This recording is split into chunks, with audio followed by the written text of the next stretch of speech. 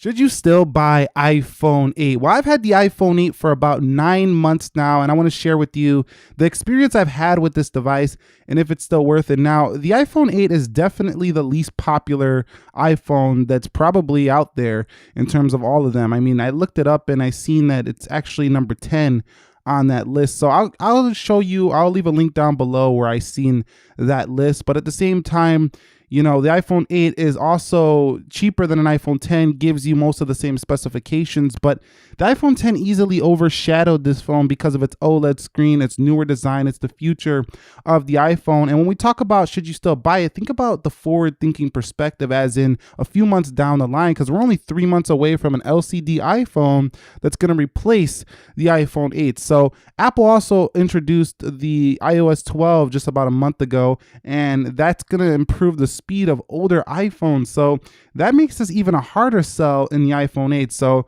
this is going to be one of those iPhones that I think that is quickly forgotten in just a couple years. Unfortunately, this is not going to be your most popular device. As a matter of fact, I read all the comments and I don't have that many comments at all talking about this particular device. And that should tell you something, because we do have quite a bit of Apple users on this channel. So iPhone 8, not the most popular, but with that being said, let's talk about the key specifications and what they've been like. Now, I don't want to go too long because key specifications can be boring, but the A11 CPU inside this phone has been keeping it running very fast and efficient. That's what we expect. But the most thing I noticed about coming from like an iPhone 7 to an iPhone 8 with the A11 has been the battery life. The battery life has been significantly better in my experience on an iPhone 8 than an iPhone 7. I'm talking like an hour longer on the charge, and I think that's mostly due to that A11 CPU. Kicking around to the back, the camera has also been a nice improvement over, if you came from like a 6S,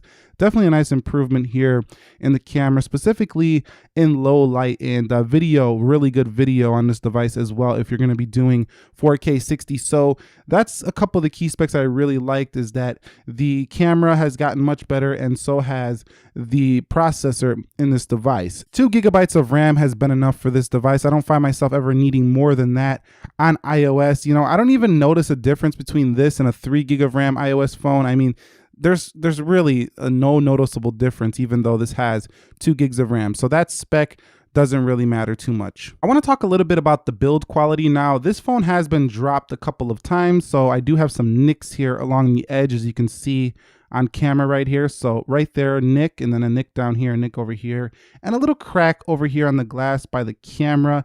No biggie, it's really small. You can cover it up with a case, but there's a little crack right there in the glass. So this was a pretty decent drop, not a very heavy drop, like not a very high drop, but still. So the glass, you know, keep this thing in a case, because I got lucky with this one. If this drops again, this thing might just crack all the way down the back. So not really feeling these glass feels of 2018 when it comes to their fragility, but I do like the fact that it feels a little more premium. A little bit more on that display. The display definitely gets bright enough. LCD is one of the easier displays I found to see outdoors. OLED, some of the new ones on the Samsung phones have been pushing up the brightness, so those are pretty easy as well. But this wasn't too bad to see outdoors, and the display has good viewing angles. It kind of looks like a MacBook Retina display on the iPhone, you know, 8, like the older MacBook Retina display, like from 2015. Looks very similar to that display, but the color calibration with True Tone just a little more yellower. Other than that, like I say, the display a little bit disappointing just because there's so much competition on the market that offers up a better, more saturated, you know, display for the iPhone 8. So we don't even have to talk about should you buy it when it comes to software. If you're watching this video, you're likely an iOS user, so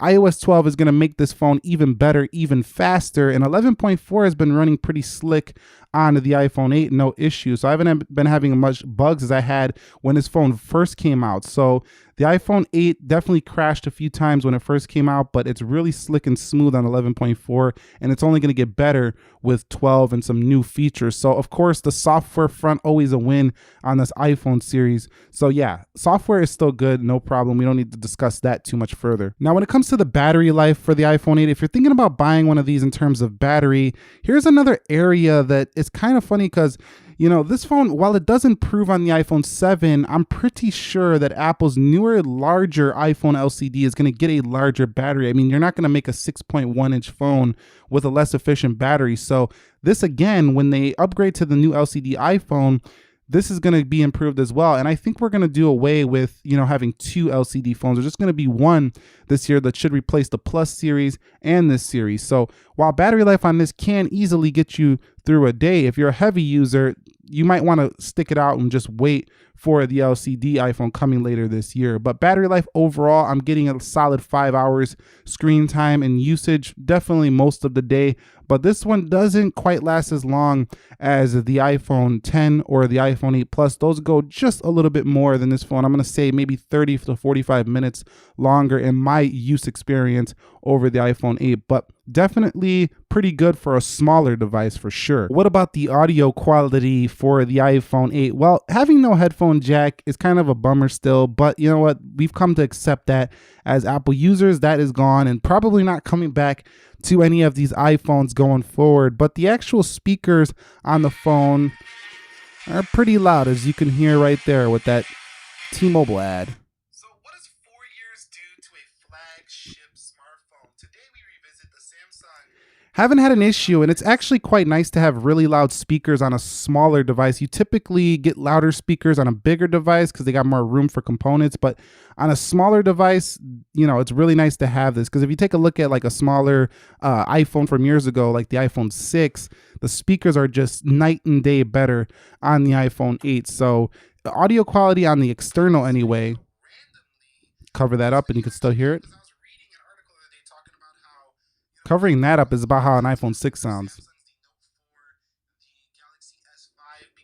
So yeah, pretty good audio. I've been very pleased with that. And Bluetooth 5.0 on here has made Bluetooth connections just so much fun because they're so fast. So what that means is that before, when you'd be waiting for your Bluetooth headset to connect, sometimes, you would just be waiting a little while. But here on the iPhone 8, I found it to connect super fast. So Bluetooth is very fast on the iPhone 8. That's something a lot of people don't mention, but just connecting your devices through this is very fast, just due to the 5.0. That goes for all the newer iPhones, but I really enjoyed that. Okay, so talking about the camera on the iPhone 8. Now the camera, I'm not going to go on too much about this. I've done some comparisons with other phones on the iPhone 8 Plus and the iPhone 10. You could check those videos out. They're the same camera as this one. This camera is stellar on the iPhone 8, and you're not going to have any issues for a few years going forward with this device. And you get that video that goes in the 4K 60. So in terms of camera quality, no issues for the iPhone 8. It is phenomenal,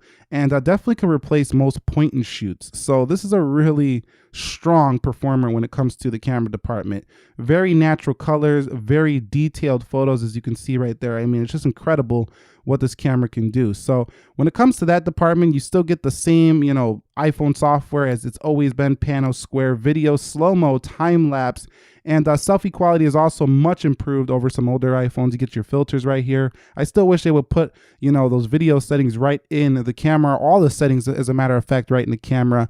But overall, cameras are stellar on the iPhone 8, and I haven't had no issues in that regard. One area where the iPhone 8 has actually been very good is the call quality. Not many dropped calls, and pretty good speaker performance and earpiece performance. So if you're looking for a phone for good call quality, Apple has really fixed this up over the years. They had the problems with some of the older iPhones in the call quality department, but the iPhone 8 very strong here in this regard. So coming in on my closing statements for the iPhone 8, should you still buy this phone? Well, I don't think a lot of people bought this phone in the first place, but in the second place, I mean, yes, of course, they sold millions, but I'm saying the majority of people are still probably using iPhone 7 or iPhone 7 Plus, even iPhone 10 over this device, because when you walk into an Apple store and you're going to buy a $700, $800 phone, and then you see this one, why would you buy this one over this one? Now that's quite of a tricky proposition, but at the same time, we have to think about the forward or the future of Apple. In just a few months, we're going to have an LCD iPhone that is going to replace this and the iPhone 8 Plus, and then you're quickly going to feel like you're using a dated phone. So that's my main, gripe with the iPhone 8 is that even though it has the internal guts of all the newer devices of 2017, it still feels trapped in an old era of design. Like the iPhone 6, you can't tell them apart really, except for the back of them. And then you got a case on, you really can't tell them apart. But if you're looking for a phone that just gets the job done and does it well and doesn't really stand out or is not that flashy, then the iPhone 8 probably is still a good pick for you. So would you still buy an iPhone 8? Comment that down below. Did you buy one? Share your experience with the community in the comments section. And if you haven't subscribed, consider subscribing for more videos like this. Nick here helping you to master your technology. I will catch you